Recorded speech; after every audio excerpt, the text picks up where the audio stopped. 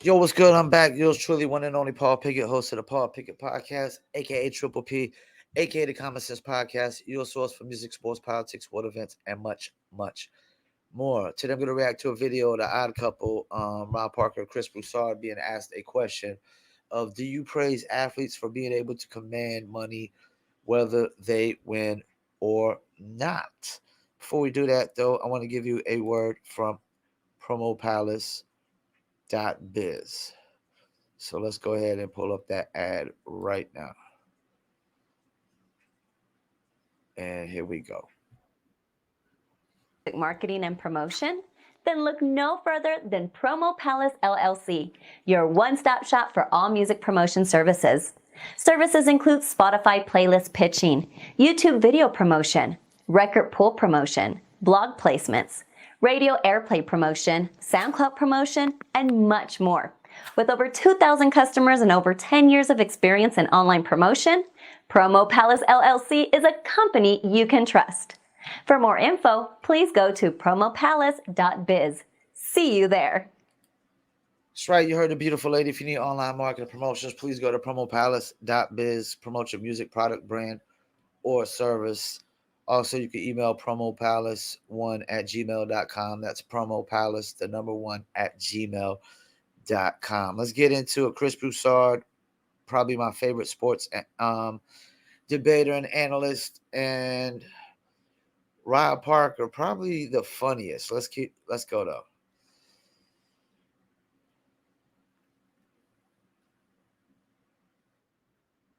The caller from Massachusetts brought up some of the tremendous amount of money that players are making now. And I don't believe he mentioned LaMelo Ball. No. I remember. But it was just interesting that he brought it up. Right. Because LaMelo Ball just got a 5-year, $260 million contract with the Charlotte Hornets, whose owner, of course, at least for the time being, is Michael Jordan. Now we know why Mike had to get out. And let me pause, just because I know Fox will probably put a copyright thing on me, but they still will let me react to it. But my Charlotte Hornets, because I'm from Fayetteville, North Carolina. I don't live in Charlotte, but that is the team for the whole state and probably South Carolina as well. And we pretty much knew they was going to have to give him the big bag. I mean, 5 years, $260 million, and ain't one jack yet. Let's keep it moving. Man, Rob, in Michael Jordan's entire career, he made $94 million. Now, we get it. Obviously, contract, salaries, the cost of living, Chris, everything always rises. In the 90s, that was a hell of a lot of money. Well, remember, Jordan was underpaid for most of his career. Yep. And then the last 2 years with the Bulls, they gave me, at that time, $30 million, Rob. And then this last year with the Bulls, $33 million. If you remember, that was supposed to make up for all of the, years he had been underpaid. David Stern made more money than Michael Jordan, Chris, during his reign, before those last 2 years. Oh, before that? Yeah, like Stern was making $4 million and Mike was making $3 back in those days. Like, yeah, it was totally different, And obviously Jordan has Jordan brand, and he made, what he made over $1 billion on this sale, his sale of the franchise, just his own take. So we're not shedding any tears for him. But Andre's point was that these players today, it's the hard work that the other guys put in. And, Jordan, most people's mind, the GOAT, delivered 6 championships to Chicago, turned them from being a moribund franchise into, a flagship franchise. You like that word, moribund. I always think of a honey bun when you say that. And he, Rob, when he was getting underpaid all those years, he just played. He just played. Then when he sat around and said, you only make $3 million? What are you doing? Like, no. He just played, and let me stop for a second. That's another reason why Jordan's the GOAT.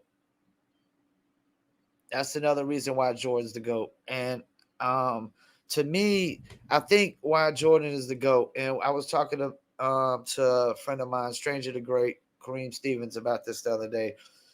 And he even brought up the fact that there was really no great two guards like Jordan before Jordan. They were not like Jordan was. Then I was I was explaining like how take Magic and Bird. Yes, they definitely saved the NBA. They saved the game. They made it what it was. But did they work on every aspect of their game and every aspect of their body the way Jordan did? I mean, Jordan just like I think Jordan getting cut from as a freshman, it just instilled something into him where he just felt, I guess he felt like he had to work harder than everybody else. And he did. He did. That's really why Jordan is the GOAT, because he outworked everybody else. Let's keep it moving. Obviously it worked out for him, but you have a little issue with a guy like, and I think you like this guy. Yeah. You have a little issue with someone like LaMelo Ball. I think he's just your kind of jumping off point for something you want to say.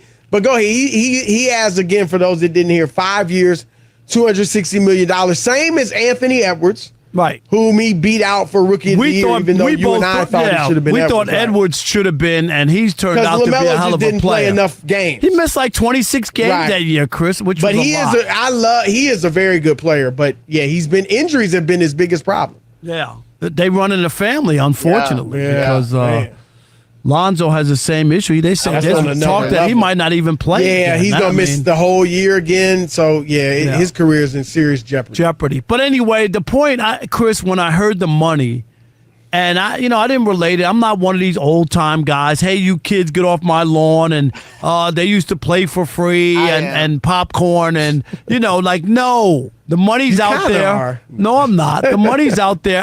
Chris, I've said on MLB Network, when they asked me about Shohei, I said, if you're the Angels or whoever, Chris, start at $600 million. Well, of course you're going to say that for baseball. No. You want all players to make $1 billion in baseball. No. I'm talking about when you produce, you deserve as much as you can get. Yeah, you just do. And in the NBA, in this case here, I'm just talking about this because that's why we're talking about it, is he's getting paid because it's his turn. And that's what the money is for a guy in his position in this league right now. Like Anthony Edwards got 260, right? That's the going rate for a player now. It has nothing to do with his talent or what he's done for the organization. That's just what the number is, and either you're doing that or you're not signing him, right? That's what the choice is. You don't have to give him that much, but he has. LaMelo Ball, now they haven't won much, but he has. Rob, this dude, again, and I'm not saying you ignore this, but the numbers he's put up are legit. For his career. He's only played 3 years. He's 19.7 assists, 6.5 rebounds for his career. Last year in the games he played, now that was only 36, he averaged 23 points. That's pretty good, but is it at 260 million good? I don't see how Charlotte can, build a championship around him now. I don't see it. Like, 260 million. Are we hitting on Brandon Miller? If Brandon Miller doesn't hit, this ain't gonna work. This is not gonna work. If PJ Washington doesn't get better, this ain't gonna work. If Miles Bridges doesn't come back and ball the hell out to play himself into a longer contract, this ain't gonna work. Charlotte is a small market. We have to hit on our drafts, and we have to hit. and we ain't been hitting like OKC hitting, Josh Giddey hitting, Jalen Williams, runner-up rookie of the year, Chet Holmgren, what he did in the summer league. If he starts doing that, if he just does that 15, 8 rebounds, and 3 or 4 blocks a game, he's going to be a difference maker on OKC with Shai Gilgeous-Alexander, which they got him in a trade, but he, you got the hit, man. Golden State, Steph, Clay, Draymond. Then you bring in more players. Denver, Jokic, Porter Jr., Murray. Then you trade for your other players and sign some free agents. Like, your key 3 players have to be draft picks. You got to hit every time. Every time. Okay, LaMelo Ball, we hit. But now Brandon Miller has to hit. And if he doesn't hit, this isn't going to work. And PJ Washington, yeah, he got better. And he could probably even get better. He could probably get up to the 19, 20 point a game. But Brandon Miller has to hit. And I don't think Brandon Miller's going to hit. I think we should have took Scoot. I think we should have took Scoot, and I think we're going to regret it. Let's keep it moving. 8.5 assists and 6.5 rebounds. So the guy can play. Yeah, so he hadn't led to winning, but a guy that's put up those individual numbers and is a 6'7", 6'8" point guard, I don't have a problem with them giving him that contract. Yeah, I just wonder sometimes when I see numbers on teams like they're not going to win a championship with or without him. I get it; it's a business. We talk about it all the time. Right. When we talked about it, I get it. It's a business, Chris. You got to sell tickets. You got to have somebody to make people feel good about paying $400 to go to an NBA game. You know what I mean? Like, I get all that. But I just wonder sometimes when people see that, do they admire the athlete for the amount of money that they're able to command, regardless of whether they win or not? Or do they somehow have a little bit, and it's not a jealousy, because I want to make sure we're not talking. That's not, people work regular jobs. This is not regular work, okay? So it's not about a jealousy.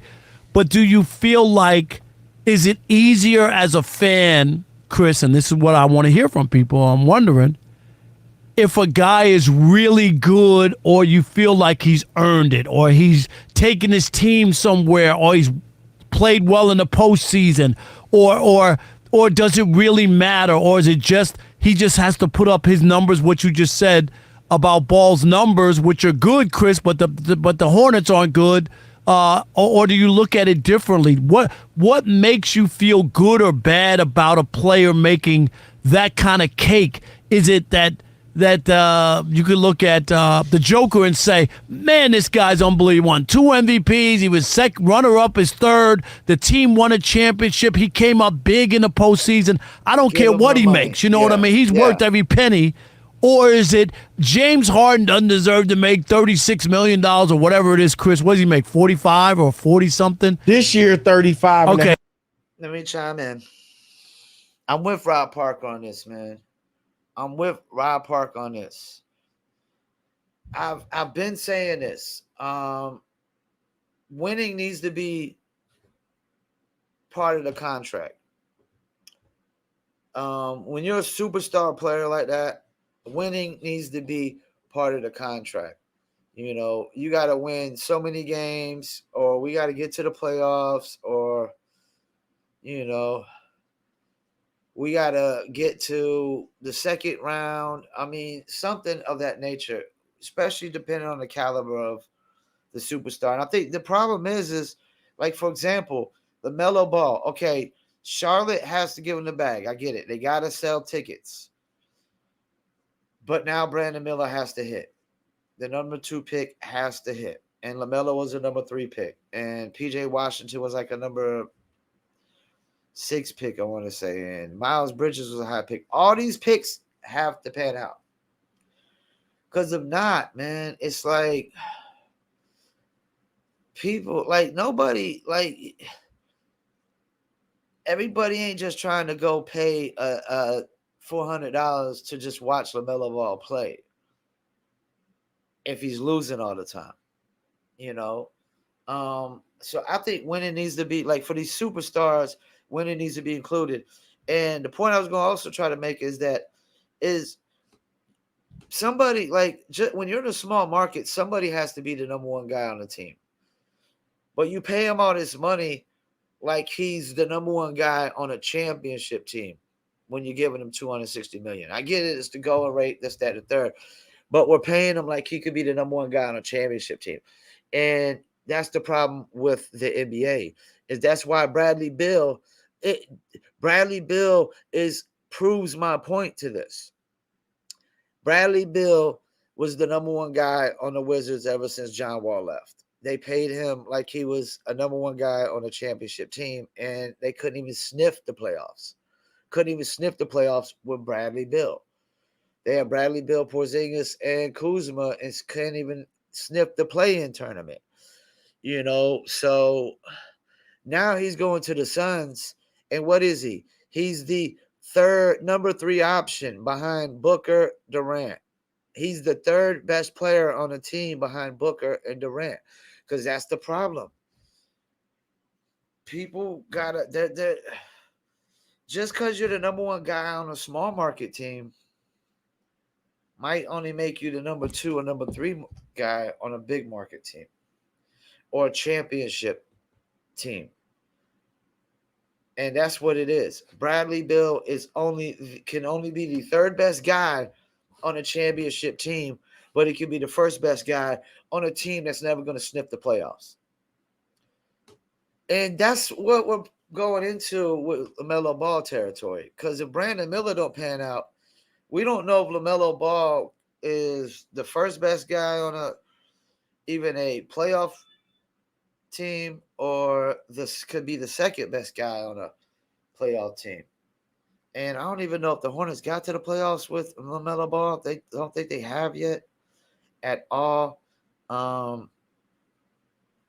Yeah, I think Jordan knew that he was going to have to pay all this money. I don't think he wanted to have to give LaMelo Ball all this money. And if Brandon Miller doesn't work, it doesn't pan out. Let's hear the rest of this stuff. Yeah, 35 and a half. Yeah, 36. So you know what I mean? Where you go, this guy, he always disappoints me in the postseason. I wouldn't give James Harden that. He never delivers when it matters most. What's the feel for what do you get from fans or just people who are talking to you, Chris, or responding? I just get a mixed bag on fans and money. Well, I think there's a few things.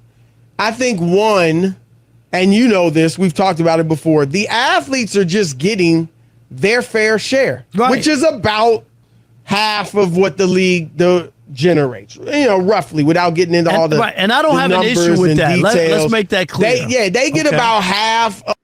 Yeah, but they're not putting in their fair work because they're not winning. A lot of these cats, and they're not trying to win. They're not working harder to win. They're not.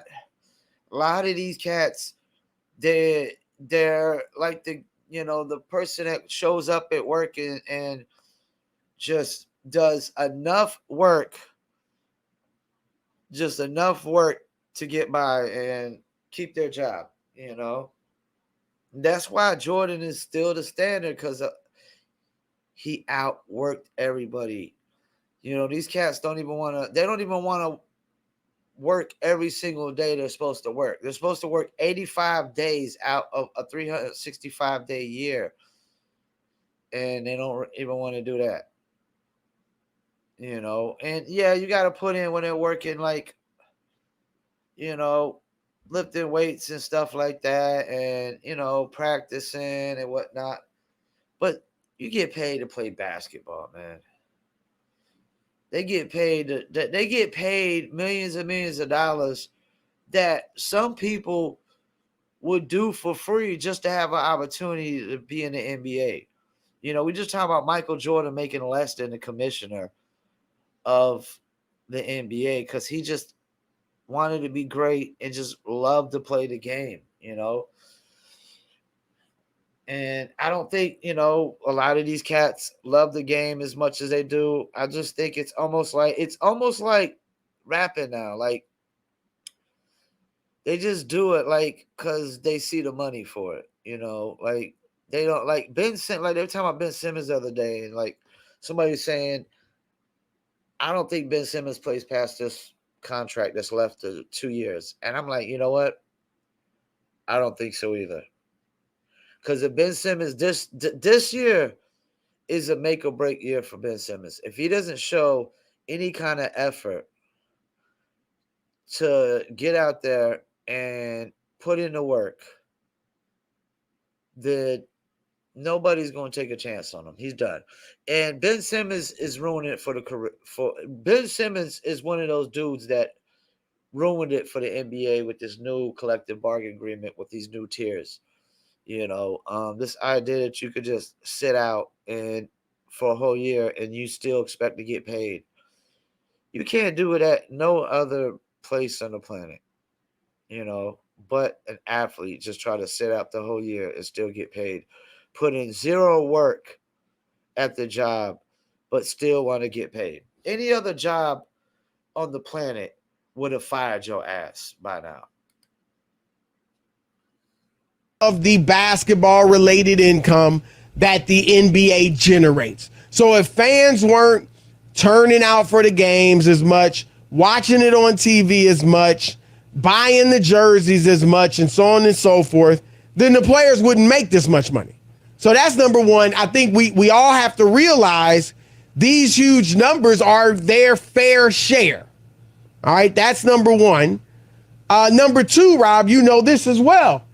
Teams have a cap, a soft cap, but it's a cap. Now it's getting harder because of the new CBA. And a ceiling. But they also have a floor. A floor, right. Right. So you have to, I don't know what the floor is off the top of my head, but you have to spend a certain amount of money. And if you have a bunch of young players who are still in their rookie deals, like say the Houston Rockets, then you need to pay somebody's got to get money. Right. Somebody's got to get the money. There's that as well. And then this is the third thing I would say. With the young players, you mentioned Harden. He's a different story. Right. But with the young players, Rob, if I believe, and some may not say this publicly because it might get them criticized or whatever, but when young players come into the league, and I don't blame them for it, generally they're going to a bad team, and their goal is to establish themselves as a star. So or a guy that, is a very good productive player in this league. And so you can get that first big contract. Because remember, they're on a rookie scale. And so they're not making, relatively speaking, a lot of money on their rookie deal. So they want to get that next big contract. And so generally a lot of young. All right, but I got to chime in. I get that, but I think now we're getting to the era where these cats just want to get that next big contract and are almost ready to ask out the next year just to go to a winner. And that's going to be a problem. I hear him, yeah, athletes got to get their fair share, but winning, like this idea that we're paying the dude the same contract or bigger contract for losing as a dude for winning. And I also get it that if you want to build a championship in sports, superstars do have to take somewhat of a pay cut. They got to take somewhat of a pay cut. But, like, no way, no how am I giving you the whole bag, just the top bag that you could possibly get. And we're not even sniffing the playoffs. And now you got a play-in tournament. Charlotte Hornets ain't even sniffing the play-in tournament. We're not even sniffing the play-in tournament, more or less the playoffs, And then I still want to see you get to the playoffs and actually win something. Here's a good example. Like Trae Young, when he went, he took his team to the Eastern Conference Finals, like his second or third year or something like that. When a cat does that, then I'm like, yeah, let me invest in this cat. when he does something like that at that age, and Luka Doncic did the same thing. He took last year. Luka Doncic was in the Western Conference Finals. Trae Young and Luka Doncic have literally both, who were traded for each other, both have taken their teams to an Eastern Conference Finals.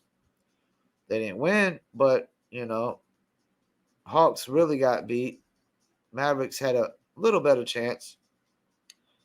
But yeah, I definitely give those guys bags. But we're talking about, and I like LaMelo as a player. I like LaMelo. I was happy Charlotte drafted LaMelo when we did. Definitely was happy. Like one of the best players we ever drafted, probably. Behind Larry Johnson, if not better, if not above Larry Johnson.